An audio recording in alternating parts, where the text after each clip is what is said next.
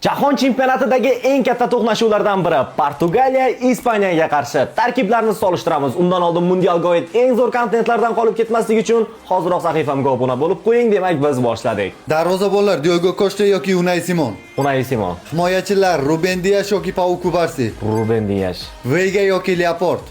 Laporte yaxshiroq qoldi. Cancelo yoki Porro. Cancelo, Mendes yoki Cucurella.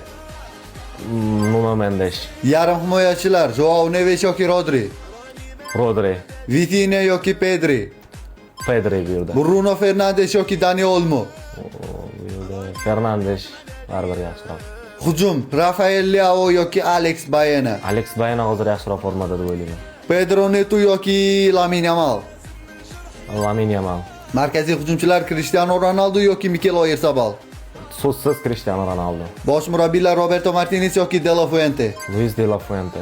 Ushbu uchrashuvni futbol muxlislari qayerdan tomosha qilishadi? Ushbu uchrashuvni futbol muxlislari 6-dan 7-iyul sanasiga o'tar kechasi tungi soat 00:00 da profilim opisaniyasida link ko'rsatilgan Telegram kanalida jonli efirda tomosha qilishlari mumkin. Eslatib o'taman, siz hech qanday boshqa kanallarga, ortiqcha kanallarga obuna bo'lmasdan va sifatli formatda ushbu o'yinni tomosha qilib, o'z jamoangizga muxlislik qilishingiz mumkin. Hoziroq Telegram kanaliga o'tib oling.